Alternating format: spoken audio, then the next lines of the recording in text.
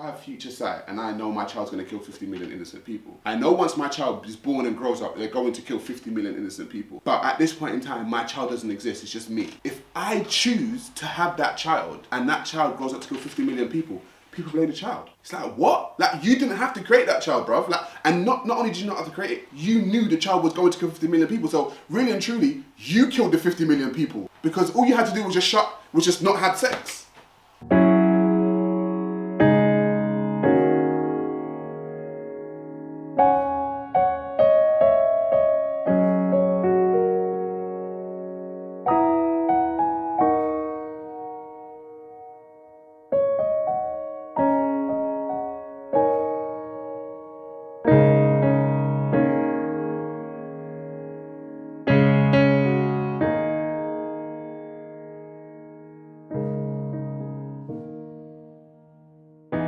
You have thoughts that you battle with, of course, but the term demons is a very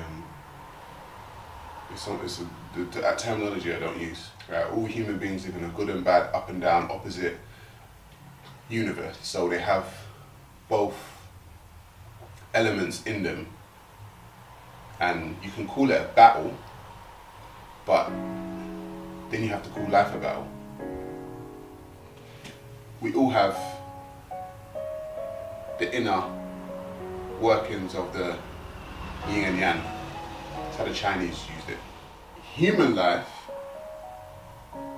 may seem balanced, but it's actually chaotic when you kind of break it down. Like, we can sit in this room now and be calm and have a conversation.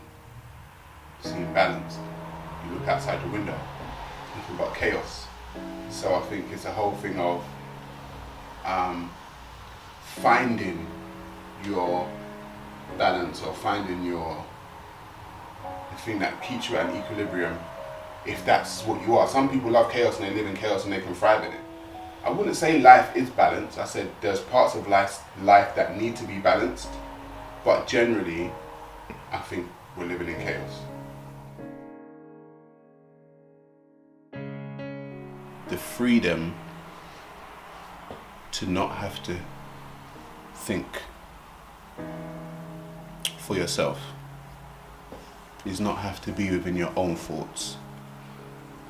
When you trust 100%, you don't have to second guess. I think that's what trusting means. The freedom to never ever feel like you have to second guess something.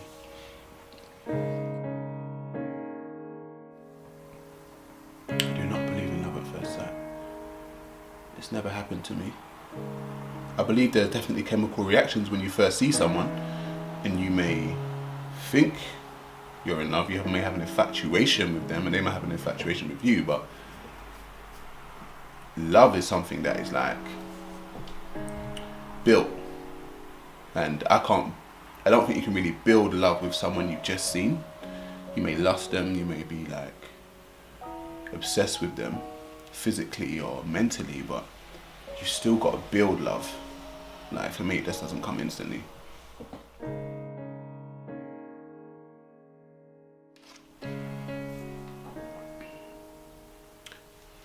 Devoted,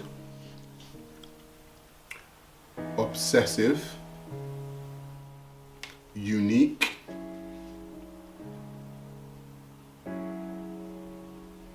creative, loyal,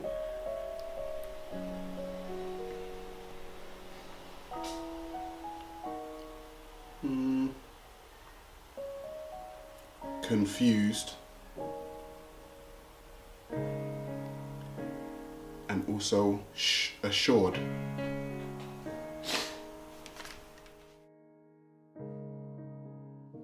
My children dying before me. I don't want to have to see my children die.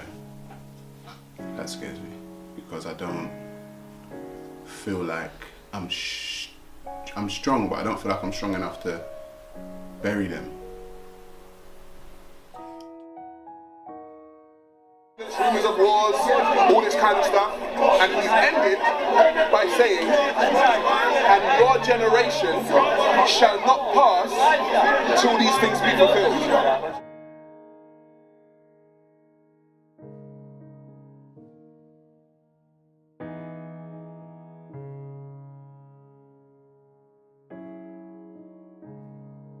If you could pick up the phone, dial a specific number which would take you directly to the Creator or God, what conversation and what one question would you ask this God or this Creator? That's not my concept of Creator. If I was to pick up that phone and dial that number, I would get my own self on the end of that line, because the Creator concept is human, comes from the human mind, comes from a misunderstanding from what the actual Creator is. Because like I said, I don't separate myself from creation. If I am part of everything that is, and everything that is part of me, it simply means that I'm a part of everything and everything are parts of me. So there is no Creator, I'm part of the creation, which means if there's a Creator, it means that there's something separate, which means a Creator created something. I don't see it as separate. So if I was to pick up that phone and call, I would just get everyone else on the end of that line, and myself, and stars, and matter. So it doesn't make any sense. If I take it out of my own context, there is a Creator, and it created something separate from itself, i.e. the sun, the moon, and the stars, and all that kind of stuff. Then I would say to this Creator, what was your motivation to create everything? That's the only question I would have for it. Everything has a motivation, whether it be biological or, I don't know, psychological. Like animals have their motivation.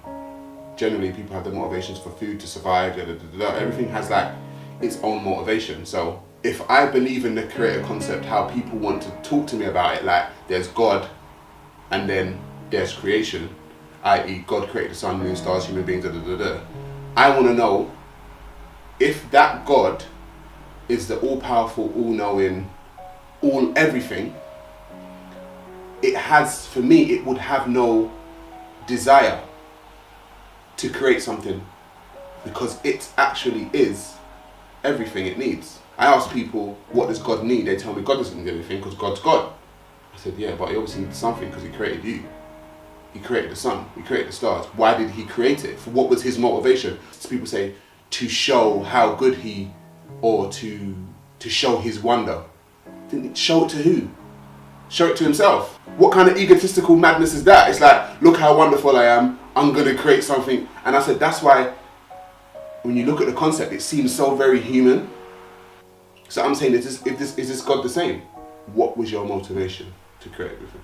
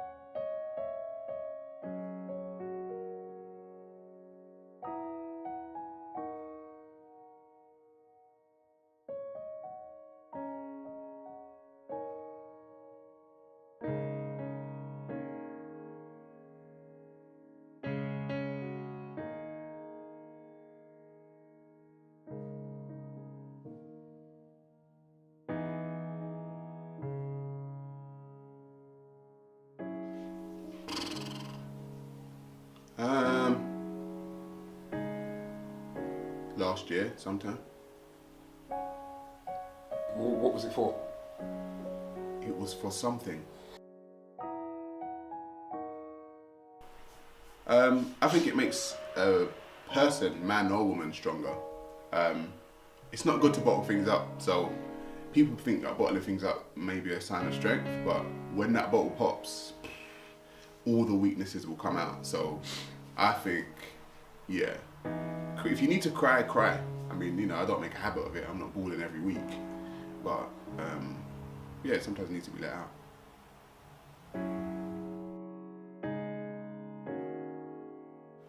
There's two boxes. There's the religion or not even boxing as a religion, and there's people outside of the religion. But if you're in it, the story that's being told to you is Adam and Eve ate the fruit because of free will.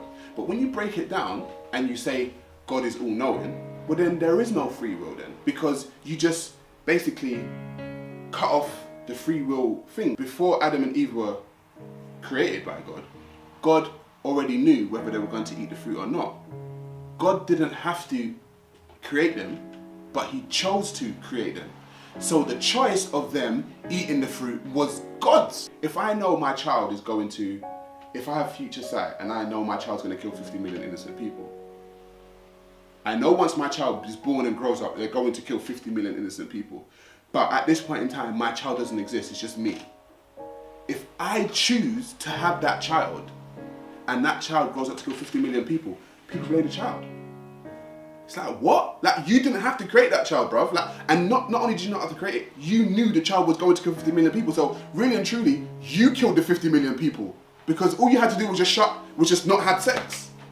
Because I live outside the religion, I say to myself, yeah, okay, my will and my thoughts and my feelings and my decisions are my own. Yeah, I own those. But when you're in the religion and you say that, it doesn't make sense.